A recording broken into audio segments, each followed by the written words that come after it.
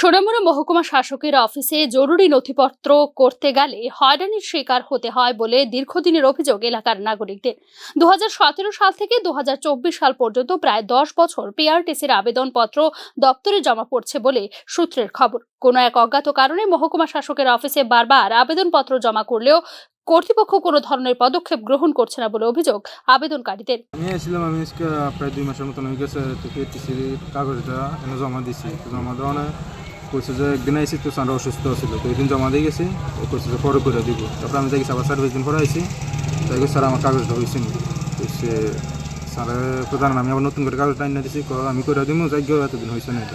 তারপরে আমি আবার কদিন হরে স্যার হয়েছে নি কাগজটা।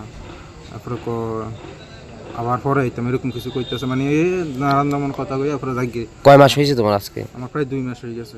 নাগরিকদের সমস্যার কথা জানতে চাইলে সার্ভারের সমস্যার কারণে এবং পিআরটিসি জরুরি নথি হওয়ায় যথাযথ পর্যবেক্ষণ করে দিতে হয়, যা স্বাভাবিকভাবেই সময় সাপেক্ষ।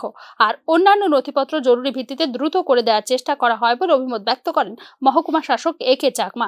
পিআরটিসি বেলায় শুধু পিআরটিসি না, আমাদের যে সার্ভিস বিভিন্ন এসসি সার্টিফিকেট রয়েছে, সব সার্টিফিকেটের ক্ষেত্রেই আমাদের এখানে অনলাইন যে নেট আছে বা সার্ভার কিছুদিন ধরে একটু ডিস্টার্ব করছে।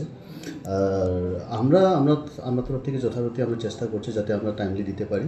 কিন্তু আমাদের এখানে পিআরটিসি, স্পেশালি পিআরটিসির ক্ষেত্রে আমাদের এখানে একটু প্রেশারটা বেশি, প্রচুর অ্যাপ্লিকেশন রয়েছে। তো সেগুলো ডিসপোজ করতে আমাদের একটু সময় লাগছে, এটা ঠিক আমরা মেনে নিচ্ছি।